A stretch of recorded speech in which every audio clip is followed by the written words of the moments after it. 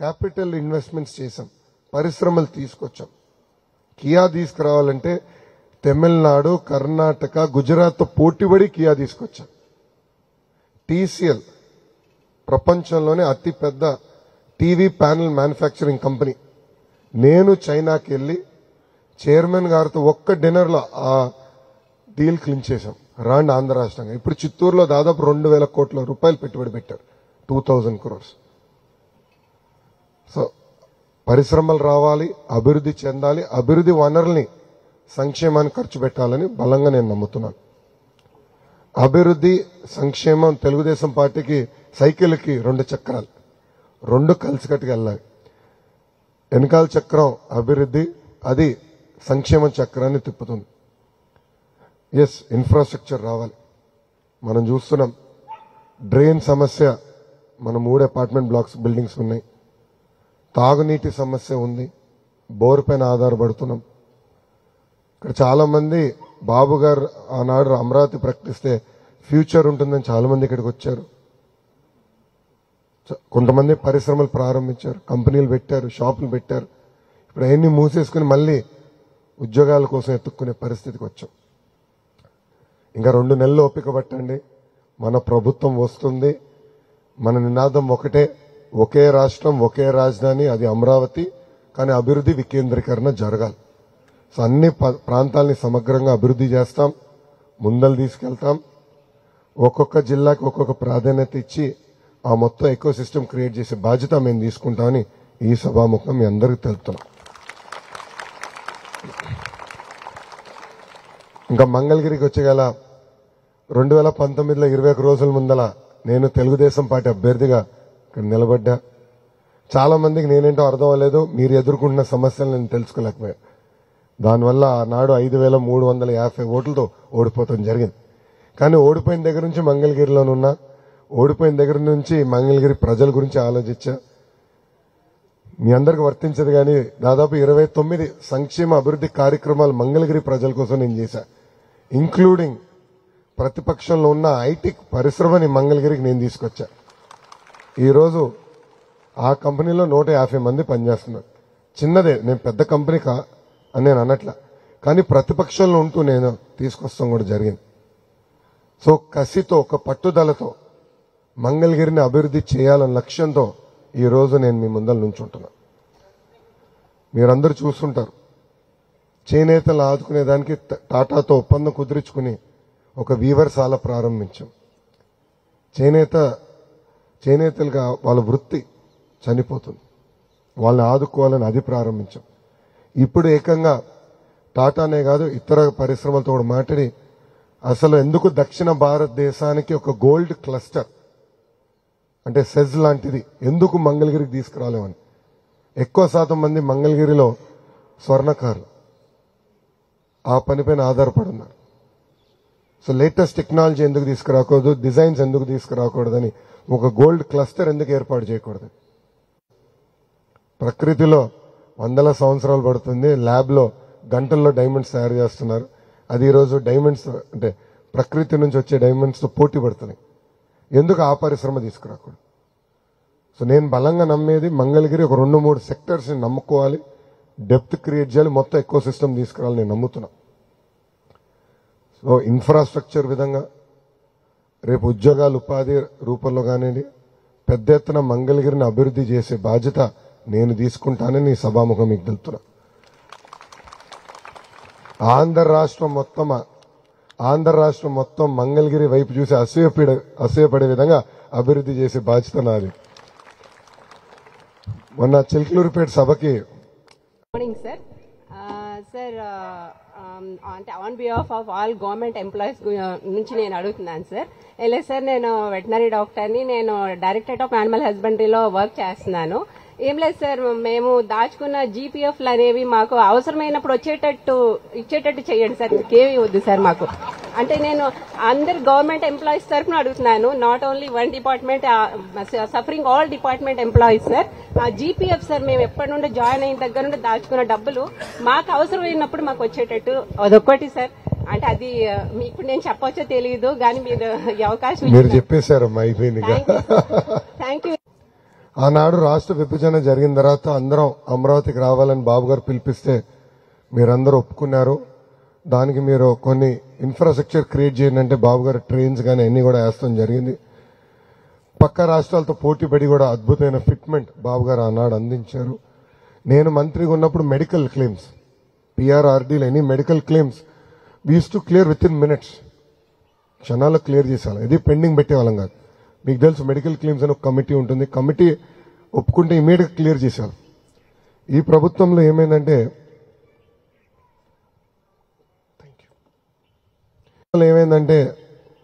సరైన ప్లానింగ్ లేకుండా ప్రజలందరి ముందల ప్రభుత్వ ఉద్యోగస్తులు ఏదో పెద్ద మోసం చేస్తున్నట్టు చిత్రీకరించి ఉద్యోగస్తుల్ని ఈరోజు ఇబ్బంది పెడతాం. చాలా చాలా బాధాకరం. ఆంధ్ర రాష్ట్ర అభివృద్ధిలో కూడా మీరు భాగస్వామ్యం. నేను చూసా, మంత్రిగా చేశా, కానీ మీరు కూడా భాగస్వామ్యం. గతంలో లేదు ఈ సమస్య.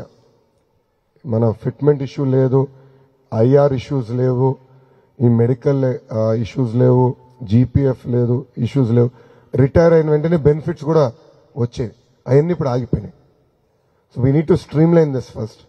తప్పనిసరిగా ఇది మొత్తం స్ట్రీమ్ లైన్ చేసే బాధ్యత బాబు గారు తీసుకుంటారు. చాలా మంది అడుగుతారు బాబు గారు ఎట్లా చేస్తారు అని. అనుభవం ఉంది ఆయనకి. 1995లో ఆయన ముఖ్యమంత్రి అయినప్పుడు ఇలాంటి పరిస్థితుల్లోనే ముఖ్యమంత్రి అయ్యారు.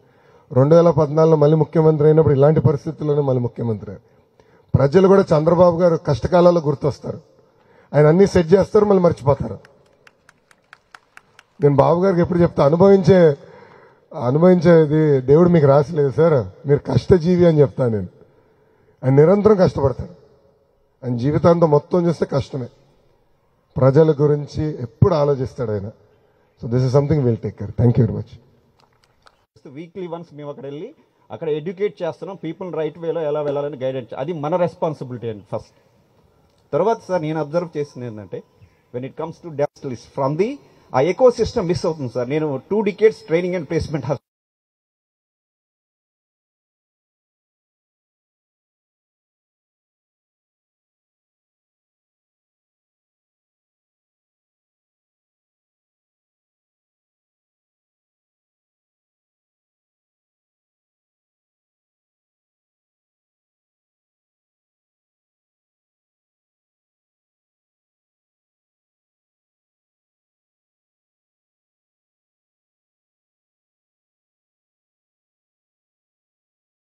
ఈరోజు చూస్తే గ్రామాల్లో సీసీ రోడ్లు పడినాయంటే తెలుగుదేశం ప్రభుత్వంలో, మౌలిక సదుపాయాలు కల్పించామంటే తెలుగుదేశం ప్రభుత్వంలో. So we have done lot of work there, we need to do more. Industry మీరు అన్నారు, we have done it in the past. మీరు ఒక్కసారి తిరుపతికి వెళ్ళి చూడండి. తిరుపతి ఎయిర్పోర్ట్ బయట ఒక్కొక్క కంపెనీ తీసుకొచ్చింది తెలుగుదేశం పార్టీ. ఎలక్ట్రానిక్స్ మ్యానుఫ్యాక్చరింగ్ క్లస్టర్కి we wanted to bring the entire eco system. అంటే మాన్యువల్స్ ప్రింటింగ్ దగ్గర నుంచి కార్డ్బోర్డ్ బాక్స్ మ్యానుఫ్యాక్చరింగ్ వరకు, ప్యానల్ మ్యానుఫ్యాక్చరింగ్, హౌసింగ్, కేబులింగ్, ఫోన్స్లో camera module, lithium battery, keypad, దాని తర్వాత దానికి మొత్తం మన హౌసింగ్, ఇవన్నీ కూడా we wanted to bring everything. ఒక్కొక్క కంపెనీ వెతుక్కుంటే వెళ్ళాం. We want to bring the entire eco system within 100 kilometers so that cost of doing business will be లో. సో అట్లా ఒక్కొక్క ప్రాంతానికి ఒక్కొక్క ప్రాధాన్యత ఇచ్చి అది మేము పుష్ చేస్తాం. And that is something that we will continue to do. We will create jobs. మీరు చూస్తే మేము ఇచ్చిన 6 హామీలో మొదటి హామీ 20 లక్షల ఉద్యోగాలు కల్పిస్తాం. 20 lakh jobs. 20 లక్షల ఉద్యోగాలు కానీ మనం చేయగలిగితే ఆంధ్ర రాష్ట్ర ఎకానమీ 2.5 times గ్రో అవుతుందండి. So it is both in the private, government and self employment. We are quite serious about creating only jobs. Because నిన్న కూడా రాత్రి కూడా నేను కేఎల్రావు కాలనీలో మాట్లాడా. పేదవాళ్ళు ఎక్కువ మంది ఉంటారు అక్కడ. వాళ్ళందరూ ఒకటే చెప్పారు, మేము లక్షలు ఖర్చు పెట్టాం, పిల్లల్ని చదివించాం ఉద్యోగాలు. ఒక మహిళ కూడా వచ్చి నాకు చెప్పింది, మావాడు బీటెక్ మెకానికల్ చేశాడు, ఎక్కడ ఉద్యోగాలు లేవు, ఎతుకుతున్నాడు. సో ప్రతి ఇంట్లో ఒకడు ఉన్నాడు నిరుద్యోగం. So we need to provide massive opportunities for them. అది కూడా మన రాష్ట్రంలోనే చేయాల్సిన అవసరం ఉంది. ప్రత్యేకంగా మంగళగిరికి వచ్చే గల కొన్ని థ్రస్ట్ ఏరియాస్ మేము ఎంచుకున్నాం. ఆ థ్రస్ట్ ఏరియాస్ భాగంగా we will definitely take that up. దాంట్లో ఎలాంటి సందేహం లేదు. వ్యవసాయ రంగంతో మేము ఆనాడు మొదలు పెట్టామండి పాలసీ ఫ్రేమ్వర్క్. అది కింద వరకు ఇంకా అన్ని ప్రాంతాలకి రాలా. రాయలసీమలో ఈరోజు అరటి ఈ స్థాయికి వచ్చిందంటే దానికి కారణం చంద్రబాబు నాయుడు గారు. అరటి రైతులు చాలా బాగుపడ్డారు. నేను రాయలసీమ ప్రాంతం మొత్తం నడిచిన తర్వాత నాకు ఒక క్లారిటీ వచ్చింది, మామిడి పెద్ద ఎత్తున మనం ప్రమోట్ చేయొచ్చు. కానీ మామిడి కేవలం మన వెరైటీస్ కాదు, ప్రపంచానికి కావాల్సిన వెరైటీస్ మనం వేయాలి. మన ఆలోచన ఎప్పుడేంటంటే మన వెరైటీస్ మనకు ఉంటాయి, మన వెరైటీస్ వేద్దామని. దాంతో పాటు ఇతర దేశాలకి ఏం వెరైటీస్ కావాలో అది ఎంచుకుని అది వేయాలి. అట్లా ఒక్కొక్కటి వీ హ్యావ్ టు టేక్. ఇప్పుడు డేట్ ఉంది, ఖర్జూరకాయ హ్యూజ్ పొటెన్షియల్. నేను పాదయాత్రలో అనేక పొలాల్లో చూసా, కానీ మొక్క చాలా ఖరీదైంది. సో అది government should create research station. So అట్లా కొన్ని ప్రాంతాల్లో కొన్ని థ్రస్ట్ ఏరియాస్, ఓకే ఇక్కడ మామిడి హబ్ చేద్దాం, ఇక్కడ ఖర్జూరకాయ చేద్దాం, ఇట్లా చేసి we need to create the entire eco system. అంటే పరిశ్రమలు తీసుకురావాలి, ప్రైమరీ ప్రాసెసింగ్, రీసెర్చ్ స్టేషన్స్ తీసుకురావాలి, పీరియాడిక్ సాయిల్ టెస్టింగ్ చేయించుకోవాలి, ఇరిగేషన్ పకడ్బందీగా చేయాలి. ఇదంతా ఇంక్లూజివ్గా చేస్తేనే సక్సెస్ వస్తుంది. And that is something we want to do in agriculture. We have to do it very systematically, very inclusive. ఉభయ గోదావరి జిల్లాకు వచ్చి గల పామ్ ఆయిల్ ఇస్ బిగ్, కానీ పామ్ ఆయిల్ రైతులు కూడా ఒక సంక్షోభంలో ఉన్నారు ఈరోజు. బట్ ఇంకో పక్కన మనం పామ్ ఆయిల్ ఇంపోర్ట్ చేసుకుంటున్నాం. సో సపోర్ట్స్ మన అంటే కేంద్రంలో regulations are not correct. So inflation వచ్చే గల ఇంపోర్ట్ డ్యూటీ విపరీతంగా తగ్గించేస్తున్నాం. బట్ ఇన్ఫ్లేషన్ కంట్రోల్కి వచ్చే గల we are not able to increase import duty. దానివల్ల డొమెస్టిక్ పామ్ ఆయిల్ ప్రొడక్షన్ దెబ్బతింటుంది. సో అన్నతో నేను మాట్లాడతాను, we'll have to work with commerce ministry to create a automated sort of a slab system. So inflation పెడితే of course inflation should be in control, but at same time domestic రైతుల్ని కాపాడుకోవాలి. So అట్లా ఒక్కొక్క area ఒక్కొక్క thrust focus area ఇవ్వాలి, ఇచ్చి we'll take it up quite seriously in agriculture. Thank you. గంజాయిలో మునిగి తేలుతున్నారు అని ఈ 4 సంవత్సరాల్లో మనం ఎక్కువ విన్నాం. అంతకు ముందు వరకు గంజాయి సంస్కృతి ఆంధ్రప్రదేశ్లో లేదు. సో దాన్ని అరికట్టడానికి మీరు ఎలాంటి చర్యలు తీసుకుంటున్నారు? ఇంకొక క్వశ్చన్ కూడా ఉంది. ప్రస్తుతం ఇక్కడున్న ఆంధ్రులు ఎవ్వరూ కూడా గుండెల మీద చేసుకొని ఇది మా అమరావతి అని చెప్పుకునే పరిస్థితి లేదు. సో నెక్స్ట్ మేము గుండెల మీద మా అమరావతి మా రాజధాని అని మేము ఎంత గర్వంగా చెప్పుకోగలమో మీరు చేసి చూపించాలి. ఎలా చేస్తారు? తాడేపల్లి టౌన్ లో పెట్టుకున్నాం. అక్కడ 3 వార్డులో కూడా మహిళలు ముందరకు వచ్చి గంజాయి సమస్య చాలా తీవ్రంగా ఉంది, మా పిల్లలు గంజాయికి బానిసలు అయ్యారు, తల్లిదండ్రుల పైన చేసుకుంటున్నారు, ఇది కొంచెం సీరియస్ గా తీసుకోండి అని చెప్పే పరిస్థితికి వచ్చా. దీని అన్నిటికీ రూట్ కాజ్ ఒక వ్యక్తి, అతని పేరు అనంత బాబు. అతను వైకాపా పార్టీకి చెందిన ఎమ్మెల్సీ. అతను ట్రైబల్ ఏరియాలో గంజాయిని పెద్ద ఎత్తున ప్రోత్సహించి పోలీసు వాళ్ళు కూడా ఆ ఏరియాకి ఎంటర్ కానికుండా చేసి ఈరోజు కోవిడ్ లాక్డౌన్ ని వాడుకుని ఒక నెట్వర్క్ తయారు చేశారు. ఇది ఏ స్థాయికి వెళ్ళిందంటే చిత్తూరు జిల్లాకు కూడా గంజాయి వెళ్ళింది. అక్కడ చంద్రగిరి నియోజకవర్గం ఉందండి. చంద్రగిరి నియోజకవర్గంలో నేను పాదయాత్ర చేస్తున్నప్పుడు ఇట్లా లంచ్ లో బ్రేక్ తీసుకున్నా. ఒక తల్లి వచ్చి నన్ను కలిసింది. ఆ తల్లికి 3 కూతురులమ్మ. పెద్ద కూతురిని గంజాయికి బానిసలు చేసి శారీరకంగా వాడుకున్నారు వైకాపా నాయకులు. ఆ తల్లి వచ్చి నన్ను కలిసి మా పాపని కాపాడండి, సీఎంసీకి తీసుకెళ్తే మీరు ఒక్క మాట చెప్పండి అని అడిగేదానికి వచ్చింది. అప్పుడు ఆమె ఇంకో మాట చెప్పింది, మీరు కానీ మా పెద్ద కూతుర్ని కాపాడబోతే ఆమె నేను చంపేస్తానని. అదేంటమ్మా అంత మాటలన్నా అంటే మిగతా 2 కూతుర్లన్నా బాగుపడతారు కదా అని.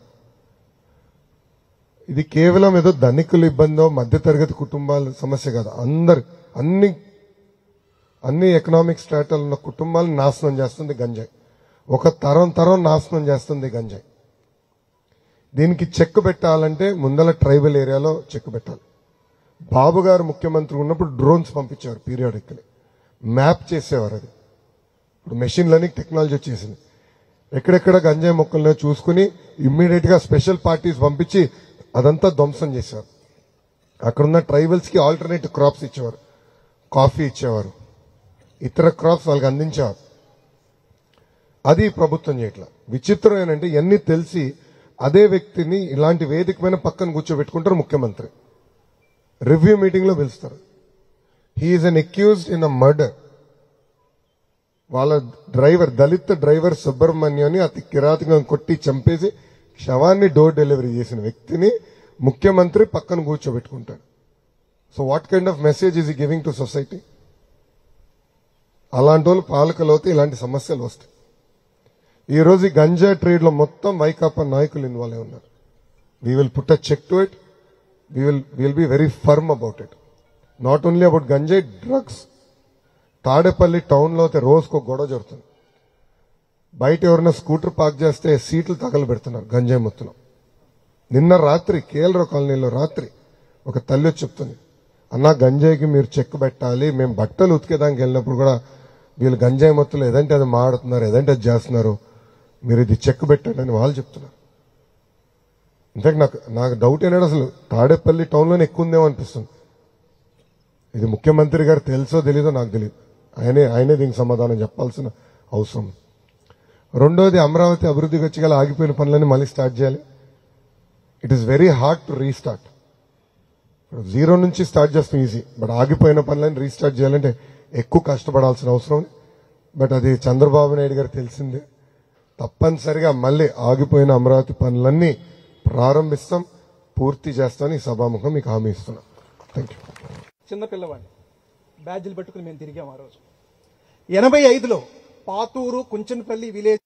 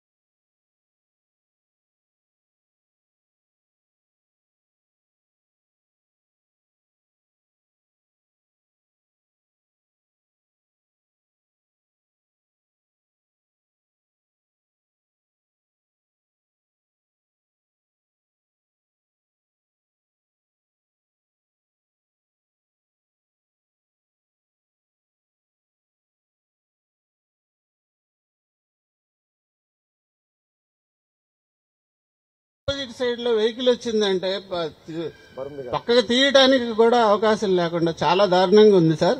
ప్రతిరోజు యాక్సిడెంట్లు అవుతున్నాయి. కొంచెం దయచేసి మీరు తప్పకుండా మీ ప్రభుత్వం వస్తుందని మాకు గట్టి నమ్మకం.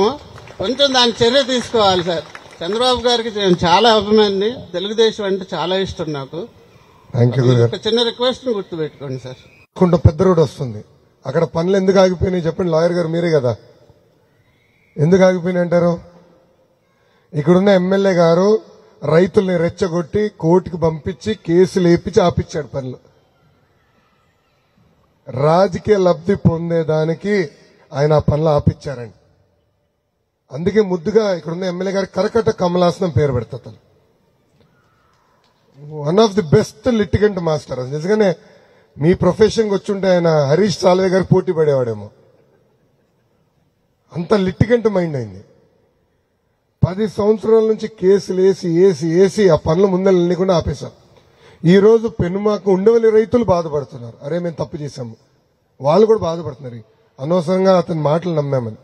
నేను వాళ్ళతో మాట్లాడినప్పుడు అదే చెప్తున్నా, ఆ రోడ్డు పూర్తి చేయాల్సిన అవసరం. మీరు చూసారు కదా, రోడ్డు మధ్యలో ఆగిపోతుంది, కరెక్ట్ కట్ అవుతుంది. ఆ రోడ్డు పూర్తి అయిపోతే ఇంక కనెక్టివిటీ ప్రాబ్లం ఉండదు. 100% will finish that road. So మీకు ఆ డౌట్ అవసరం. అమ్మా, ఈరోజు సుదీర్ఘంగా మీరు ఎదుర్కొంటున్న సమస్యలపైన చర్చించాం. ప్రభుత్వ ఉద్యోగస్తుల దగ్గర నుంచి ఉద్యోగస్తుల వరకు మీరు ఎదుర్కొన్న సమస్యలపైన మనం చర్చిస్తాం జరిగింది. ఇప్పటికీ మంగళగిరికి నాకున్న విజన్ ఏంటో మీకు అర్థమై ఉంటుందని నేను అనుకుంటున్నా. ఇవన్నీ సాధించాలంటే మీరేం చేయాలని అడగాలనుకుంటున్నా. మీరేం చేయాలి?